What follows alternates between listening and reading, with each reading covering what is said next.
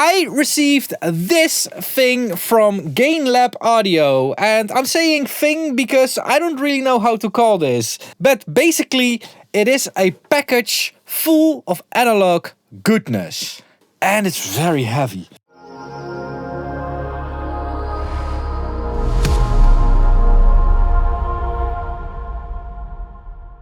So this is the Gain Lab Wizard. I've actually knew about their plans to make this for a long time, and I've been really excited to check it out because the basis of this thing is basically the tube boost that you get on other Gain Lab equipment.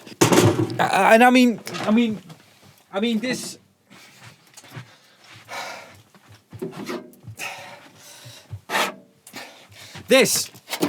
This tube boost on the Empress, which is just one switch, and basically that thing is the basis of this, but it's a bit more than just a tube boost. So you can control the tube boost feature basically by adjusting the input and output gain. Giving more input and less output will give you higher saturation. Also, you actually don't really need to adjust the output gain, but you know, you want to keep it at the same level. There's no auto gain in analog equipment. But yeah, driving it more will give you more saturation. Driving it less will give you less saturation, just as a tube circuit would function. There's also a bias and feed control. We'll talk about that in a minute. But what is extra on here is a little EQ with low, mid and high. A very simple EQ, and there's a pressure knob in here, which is actually a real Very-Mu compressor. And this Very-Mu is positioned after the output gain. It's actually the output stage tube that you are Very-Muing with this knob. Now, I want to run some audio through it, but before I'm going to do that, I quickly want to say that Gain Lab didn't sponsor this video or anything. And if you appreciate the independence of my channel, check out ytshop.com, where you can get merchandise like this I didn't read the manual t-shirt. Alright, let's keep it in bypass for now. Let's start the track. Here we go!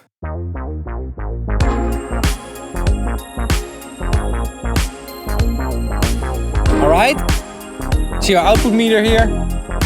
We see that? Yeah, we can see that. There we go. So it has a THD meter. Doesn't really show it that well on the video. But here we can see how much percentage we are adding in terms of saturation. Now let's overdo this as usual.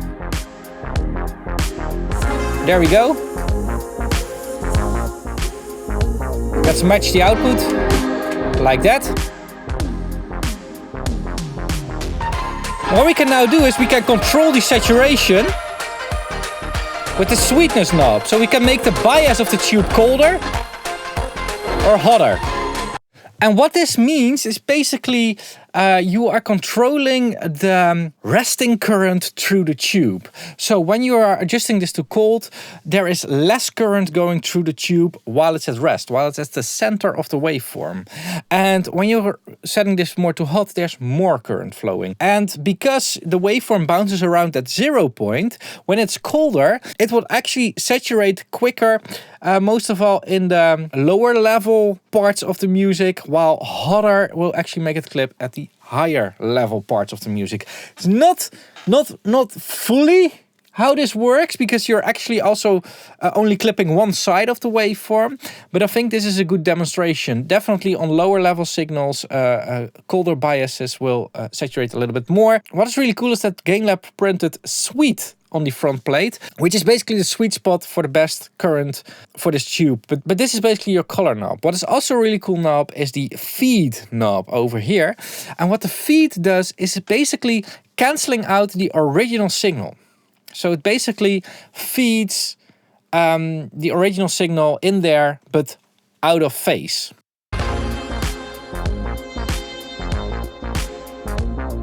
So when we do this, we're getting more saturation because we're getting less of the original signal. And I'm overdoing it as usual. Now let's lower the saturation a little bit here. Actually, my sweet spot is around 1 to 2% total harmonic distortion.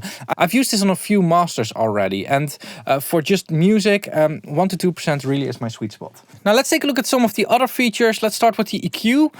We have a little high pass filter in here. I don't know what the frequency is of that high pass filter, but first order, second order high pass filter, which basically is a steeper slope or none. Let's put this on first, why not? And let's play a little bit with EQ. 60 Hertz. It's really cool to drive a saturation stage with an EQ. Like you can really... It'll really change your face.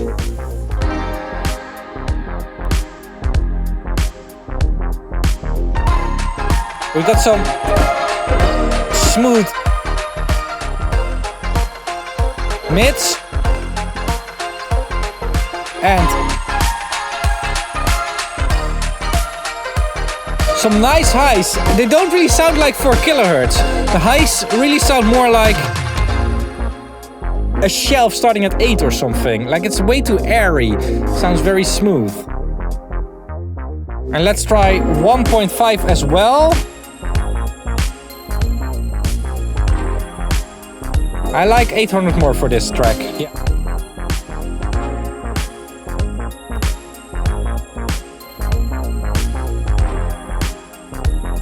This thing is really not clean, like it's really made to saturate. And I'm doing like 2%, sometimes 5% of saturation here.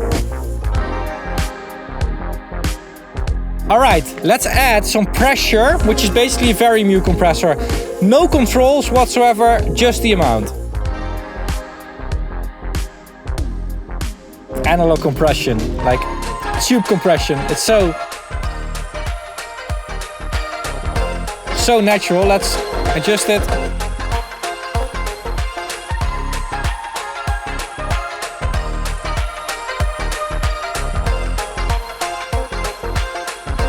So much color. Let's overdo it a little bit for the YouTube codec.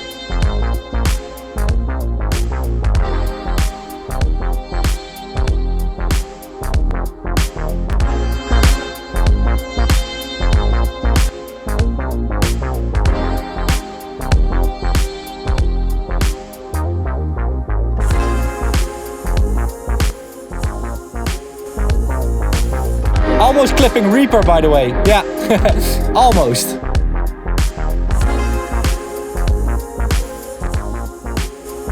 Ah, man.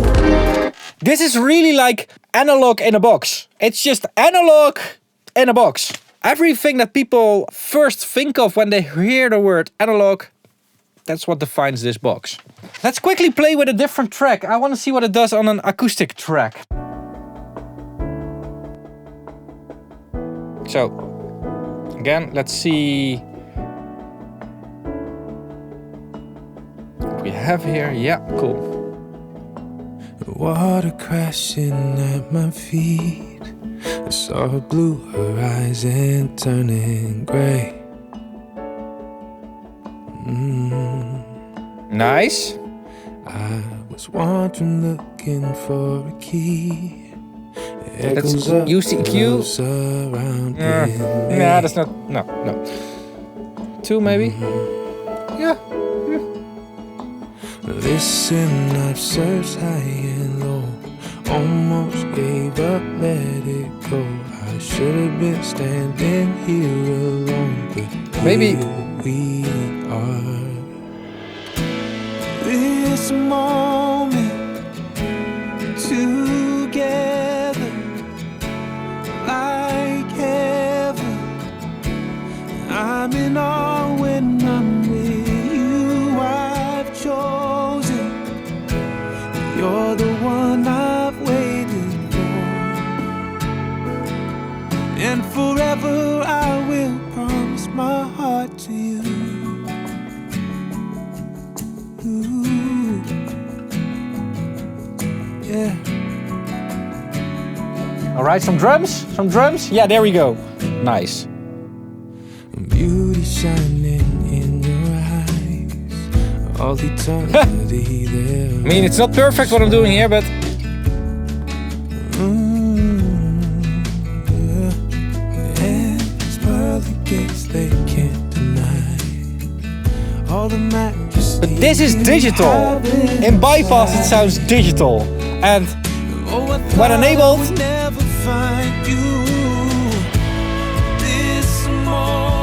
I'm overdoing it a little bit. That's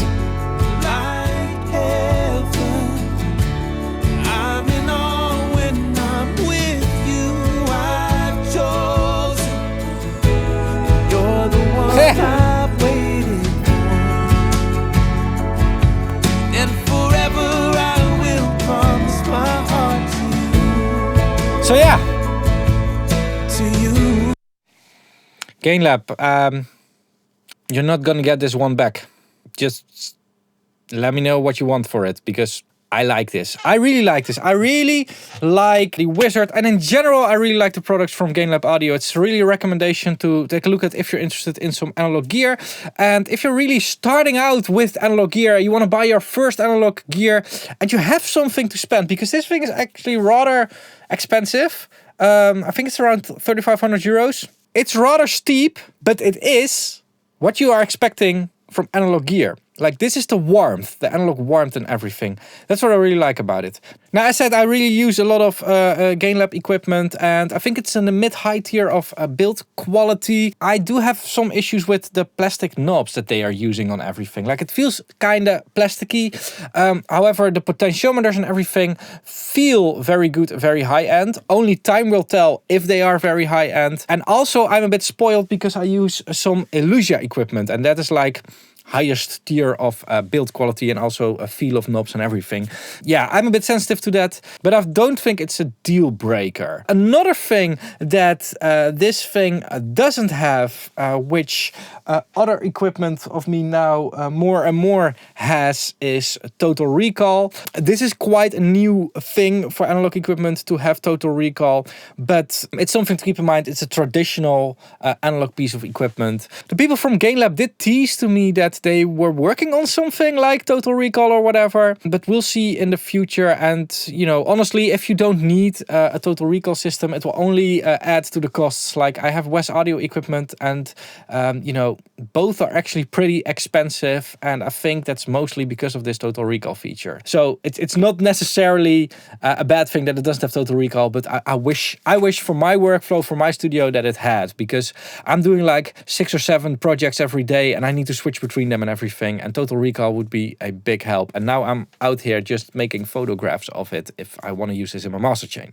Anyway, that's all I have to say about the GainLab Audio Wizard. Normally I would send it back, but this time I'm going to try to keep it. I'm going to email GainLab if I can take this thing from them, and if possible it's gonna stay in the studio. Now, I said GainLab didn't sponsor this video, and again, if you appreciate that, you can check out ytshop.com or use my affiliate links, or become a channel member, starting at 99 cents per month. But there's also an early access tier and an exclusive content tier, which I'm gonna link over here. Last way to support me and the whole YouTube platform is watching more videos. Link an instant video over here. Thanks for watching, keep pushing, and bye bye.